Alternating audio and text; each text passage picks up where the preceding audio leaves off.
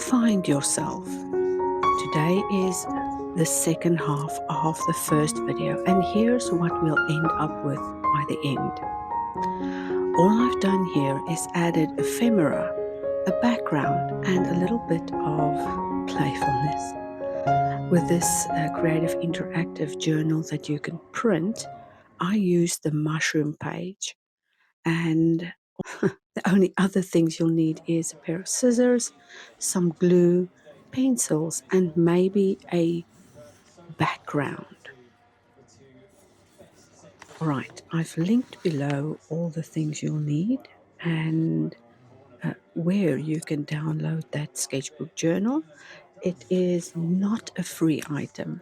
It is filled with 64 pages of journaling fun. And don't forget that lovely cup of whatever you're drinking. I'm having some tea.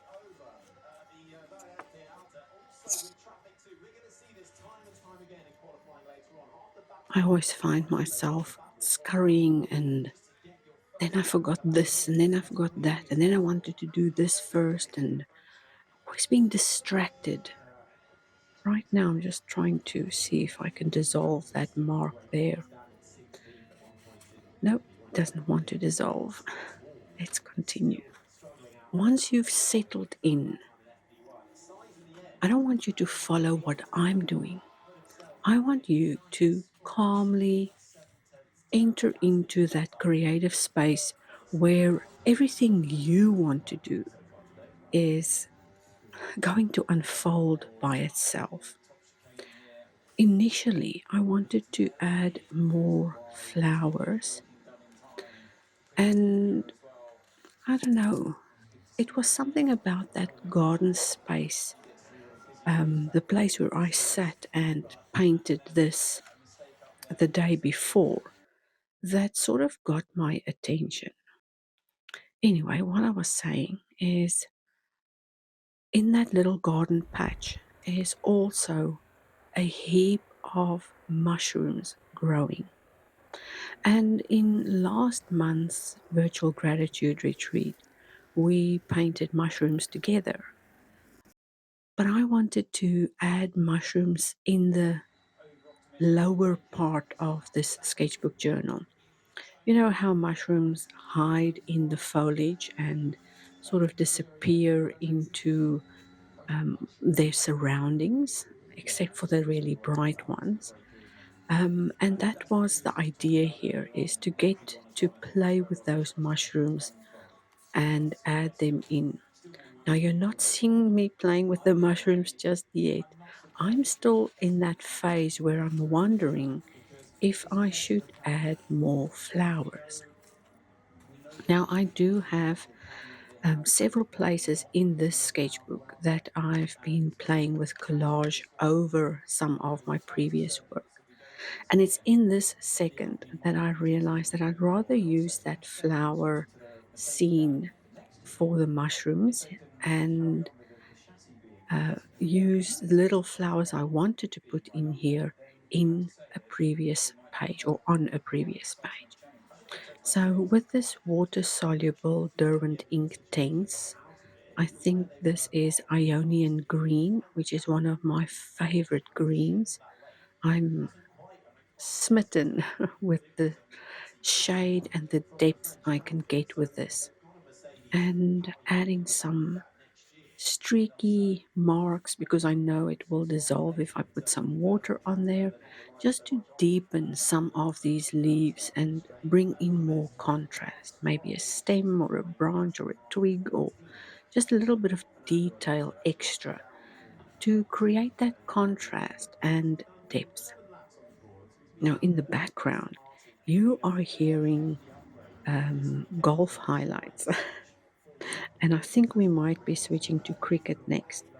So, this often happens when we're busy and we don't get to watch the golf or the cricket, that we will watch highlights later. Now, even if I'm busy in the studio and I hear Conrad put and I hear Conrad put the sound on, and it's golf or cricket. I pause everything I'm busy with in the studio because I know it's only going to be a few minutes. And watching the highlights is a good excuse for me to come and sit down here. So that's what happened. I was busy working, and then I realized, oops, golf is on. And I dropped everything to come and sit down and play and create. It's like having a little binge watch festival of all our favorite sporting events. So, here's a reminder that in the Self Mastery membership, I just call it the Creative's Way to Mindful Self Mastery. And what it entitles is a whole group of video lessons and um, PDFs and downloadables and audio files and a monthly theme to help you blossom and grow. And we do it through mindful practices in our sketchbook journals. Now, what you see here on YouTube is but a fraction of what's going on in the membership, as I upload between 100 to 120 additional videos throughout the year and update the membership with all kinds of interesting things, answer the members' questions, not directly, but through a lesson. And if you've got a question that you need answered, I would like to do that for you and add that to the list of problem solving skills that you'll learn inside the membership. So that was my little product placement and a little ad for the membership. And also remember, you can download the full PDF on the Books tab on Answer Designs, or you can just follow the link below to go directly there and get a copy of your own 64-page sketchbook journal. Right, so what I've been doing here is dissolving away those watercolor pencils just to soften the edges and sort of wrap my mind around what I'm going to do next.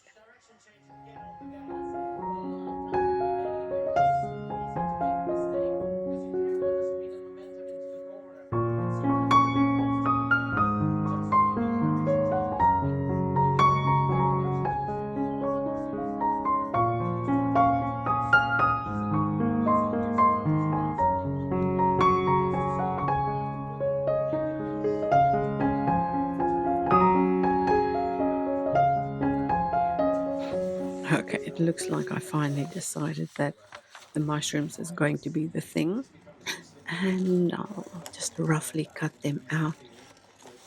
And you know what? This whole cutting out process is, I don't know if it's something that reminds us of our childhood or if it's one of those skills that we had to learn, and now that we know about it, we just want to cut out even more. I know fussy cutting isn't for everyone, but if you only have to do like 3 or 4 little things per session with a nice big jumbo pair of scissors, I don't think your hand is going to get tired. But what it's going to do is give your hand that exercise, that practice to stay limber and movable and flexible and just be part of an extension of what your hands can do. So the glue I'm using here is a clear craft glue.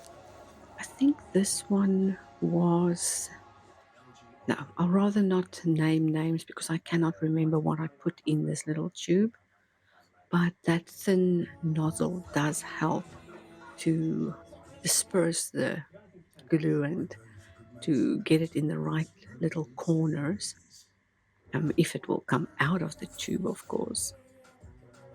When I say tube, I don't mean bottle. Right, just a little bit goes a very long way. And I'm going to paste them down the bottom of this page. Now, maybe it was just my brain that was focused on getting to the table to watch the golf that I didn't realize I bumped the camera and that I wasn't completely showing you what I was doing. But you get the drift. You understand what's happening and um, what's at play here. And copying or going over the same steps could be a fun way for you to create interest into a page you are busy with. Now, part one of this video is available on YouTube, of course, and inside the Sketchbook Journal Facebook group where I post some of the free videos. And you're more than welcome to join us there, as there are plenty of things happening in the community. And there's guides and resources and featured videos and things to interact with, and also a community of our members that have come together there. Now, it's not a closed community for self mastery members only. Anyone can join, but you'll need to want to be there. And I'll approve you immediately as long as you promise to have fun and be kind to yourself. Now, the gluing and cutting and deciding where to place everything has continued here at my table. The afternoon is just tugging by. While you're in that creative process, you lose track of time. So, if you have a limited amount of time, feel free to set a timer. Let's say give yourself 30 minutes to play. And when the 30 minutes is over, assess, is the thing I need to do more important? Or do I need to just finish what I'm busy with? If you get distracted, don't worry. You can always come back to this page. And that's something I often do. I give myself a 30-minute window in which I can play or relax, where other people take a lunch break. I usually use my lunch break to go outside, go for a walk, draw or color or do something creative for myself, because the day can go by so quickly. And before you know it, you haven't even spent 5 minutes just doing something you love doing. And if you can make time to do something you love doing, then all the better for you. It also brings calm to your mind. It helps you find yourself. I found that if I'm being too busy, that I kind of feel unmotivated to do the things I need to do. And if this is the case for you, then you aren't feeling unmotivated because you don't feel like doing something. You're feeling unmotivated because you haven't made time for yourself. You haven't found that thing that makes you happy. And if you're overstimulated by all kinds of input, then you are also not doing your thing. You're not being true to you. You've lost that authenticity. And while it's nice to explore and expand and look at other people's work and try and emulate that, it's also a good idea to find what you need to focus on. We are so used to feeding our senses with visual stimulation that we forget to chase our own calm, our own stillness, and the quiet parts of our mind. Did you know that if you can quiet the left brain a little bit and activate the right brain for a few moments a day, that you will allow better ideas to enter your mind? And it's also a great way to slow down and stop overthinking. Stop chasing the next thing and just, instead of looking at a new technique, why not try a new technique? Sit down, be still with yourself, figure out what tools you're going to use, what colors you're going to use, and what technique you already know. And if you've recently seen a video where someone is using a technique, why not make use of that and bring it into something you are doing?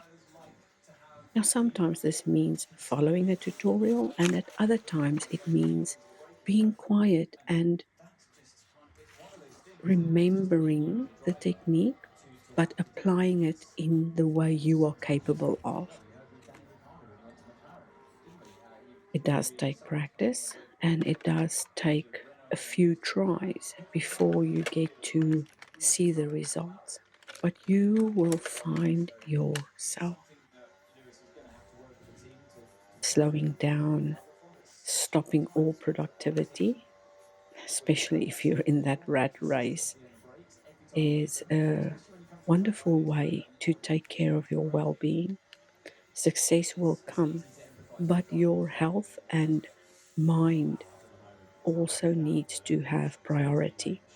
And if you are successful in your self care rituals and routines, and you've taken care of your mind, you have taken care of your needs, and you've rooted yourself in love, you've built up that vitality again, then you'll have enough vigor to take on the rest of your day and the rest of your tasks.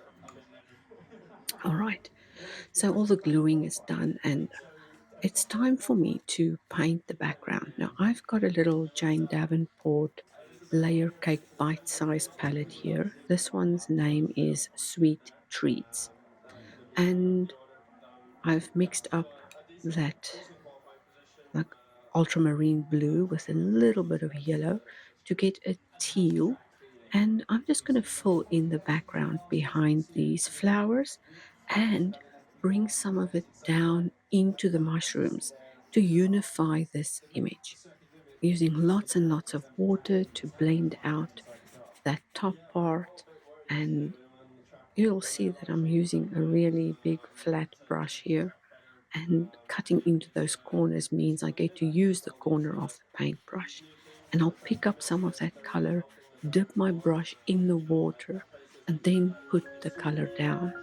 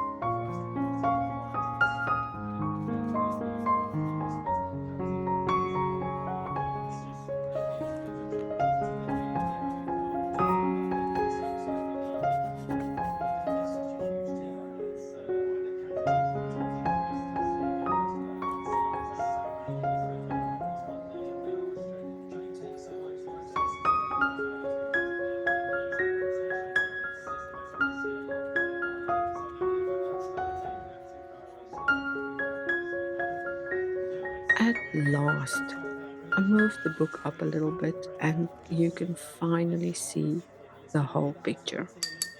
I use a thicker or more saturated blue as I move down the page. You'll notice that this blending technique makes the whole thing look like it fits together.